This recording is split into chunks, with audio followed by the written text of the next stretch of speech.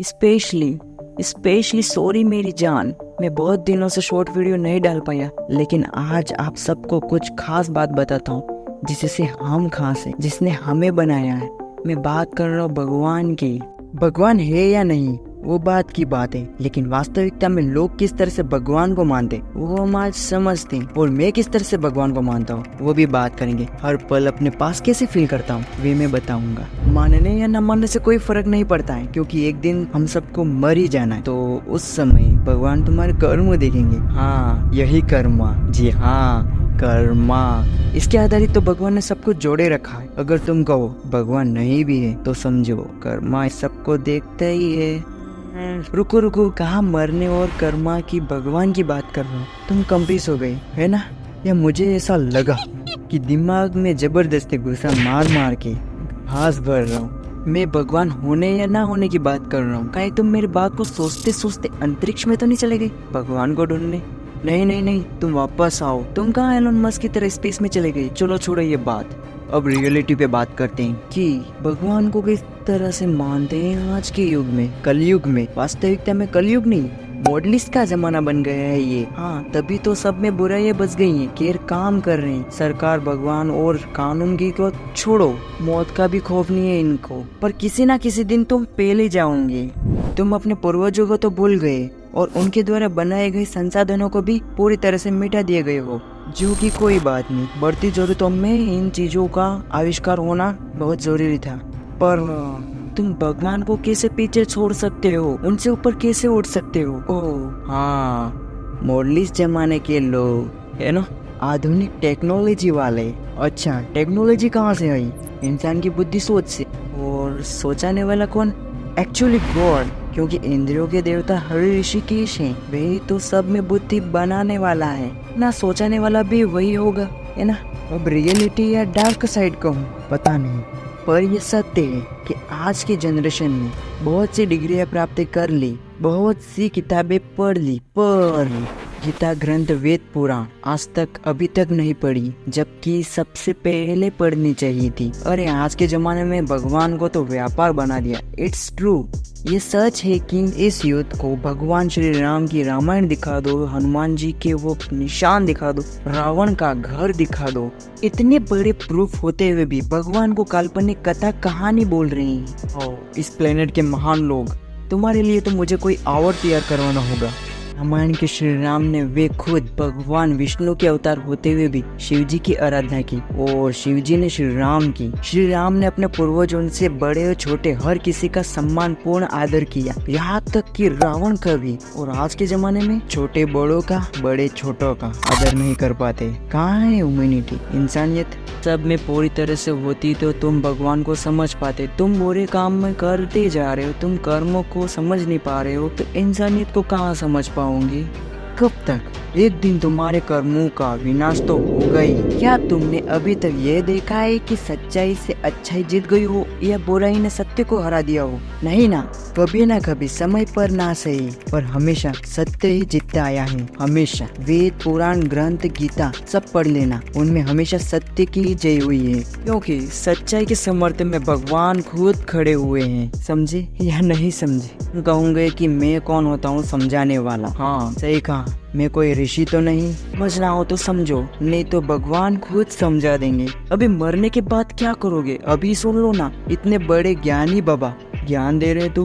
भगवान अगर नहीं है तो सोचो जरा, ये संसार कैसे चल सकता है? कोई तो होगा ना इसे हैंडल करने वाला, मतलब कि कोई तो के बिना ड्राइविंग के गाड़ी चल रही है। सॉरी, यहाँ गाड़ी की बात नहीं चल रही है, ब्रह्मांड की बात चल रही है। भगवान ने अपना सिस्टम बनाए रखा है, वह सब कुछ फिक्स कर रखे हैं। समय पर मौसम बदल रहे हैं भगवान। मनुष्य और जीवों को जीने के लिए पर्याप्त वातावरण बना रखा है। सबसे बड़ी बात, मनुष्य के अंदर बेहतर सोचने के लिए मस्तिष्क बना रखा है, जिसमें मनुष्य जो चाहे वो कर सकता है। खेल छोड़ो ये सारी बातें, ये सब बातें उन लोगों के लिए थी जो भगवान को नहीं मानते, बिल्कुल भी नहीं मानते, उनके लिए। अब बात करता हूँ हम सब की, जो भगवान को मानते हैं, पर किस तरह से ये देखते हैं। ना आस्था भक्ति से भगवान को मानते हैं, पर ये पूर्ण बिल्कुल भी नहीं है। से पहले भावना की बात करते हैं। भावना ये सब में है, दुख, सुख, प्रेम, विश्वास और आस्था भक्ति भी भावना ही है। वो कहते हैं ना कि भावनाओं में बह गया, सिर्फ भावनाओं में ही, ना कि आस्था भक्ति में। समझे या नहीं समझे? चलो समझाता हूँ।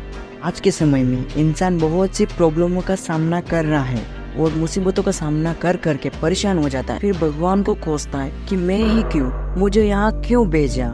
यहाँ तक कि भगवान को बुरा भला कहते हुए सुसाइड भी कर लेता है। ये क्या है? उसका दुख है, जो कि एक भावना है। भगवान को मतलब आज के समय में दुखों में याद किया जा रहा है। उनसे कहते हैं कि भगवान मेरा ये काम कर दो, मुझे सक्सेस कर दो, पता नहीं क्या क्या। लड्डू है नहीं जो भगवान सबको बांटते फिरेंगे, वैसे भी बांट भी सकते हैं। वो भगवान है, कुछ भी कर सकते हैं। भगवान को हम दुखों में भी याद नहीं कर सकते क्या? अरे मानव, साधारण सी बात है कि भगवान को तुम अपने स्वार्थ के लिए याद कर रहे हो, ना कि आस्था भक्ति से। यह तो बहुत दूरों दूरों की बात है। भगवान से मोह मत रखो, भगवान से आस्था भक्ति रखो। भगवान पर तुम्हें विश्वास होना चाहिए, पर तुम्हें भगवान पर विश्वास ही नहीं है, इसलिए तो तुम दुखों में उलझे हुए खुद को कमजोर कर रहे हो।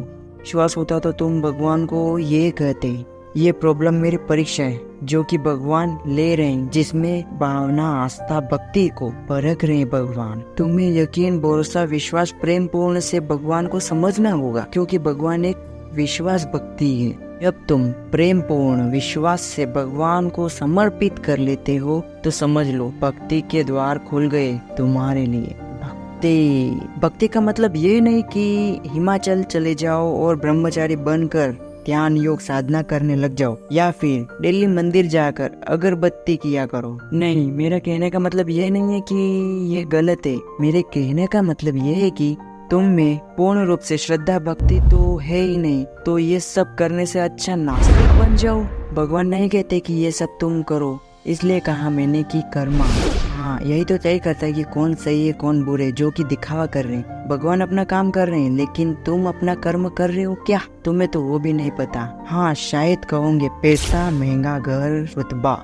नहीं, तुम्हारा कर्म है भक्ति। भक्ति का मतलब साधारण सरल सामान्य से एक सच्ची भावना, जिसमें निस्वार्थ भाव से ईश्वर की भक्ति करना। सरल सामान्य इसलिए कि तुम किसी की भी सेवा कर सकते हो, अपने माता पिता और असहाय व्यक्ति या जानवर, किसी की भी। ये सब क्या है? इंसानियत। जी हाँ, तुम अपने कर्म इंसानियत के रूप में निर्धारित पूर्ण रूप से कर सकते हो, जिसमें भगवान की भक्ति का ही योग है। चलो बताता हूँ कि मैं किस तरह से भगवान को मानता हूँ। एक्साइटेड था कब का, शायद तुम भी होगे। मैं भगवान को प्रेम मानता हूँ।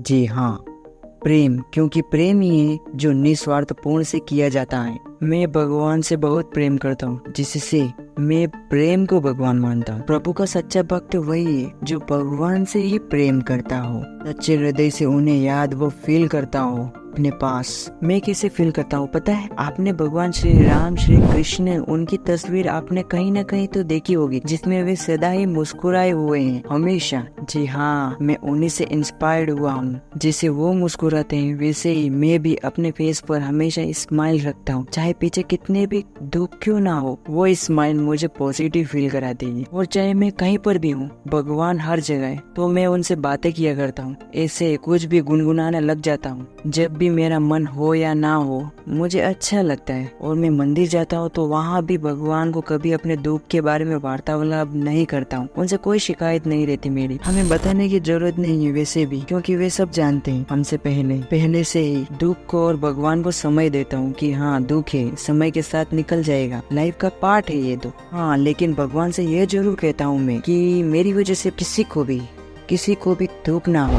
तो संसार की कोई भी वस्तु मुझे नहीं चाहिए। हे प्रभु, मुझे सिर्फ और सिर्फ आपका प्रेम चाहिए। मतलब कि बहुत ही गहराई से उन्हें और उनके द्वारा बनाए गए वातावरण को तो एहसास करता हूँ, अपने आप ही खुश होने लगता हूँ। भगवान को तो मैं अपने अंदर फील करता हूँ, इसलिए तो यार लव यू भगवान। ये फीलिंग है उनके प्रति यार, कैसे समझाऊं आप सबको। ईश्वर की ये सारी बातें आपको समझ नहीं भी आए तो कोई बात नहीं, आप एक काम करना। नहीं, मेरी आपसे एक रिक्वेस्ट है कि श्रीमद् भगवत गीता पढ़ लो, उसमें ही आपका उद्धार हो जाएगा। सब मोह माया से मुक्त हो जाओगे, केवल ही केवल भगवान दिखेंगे। और हाँ, इस वीडियो को किसी को भी ठेस पहुंचाने के लिए मैंने नहीं बनाई है। मैंने बनाई है केवल ही केवल मार्गदर्शन हेतु। इस वीडियो का उद्धार किया है। धन्यवाद।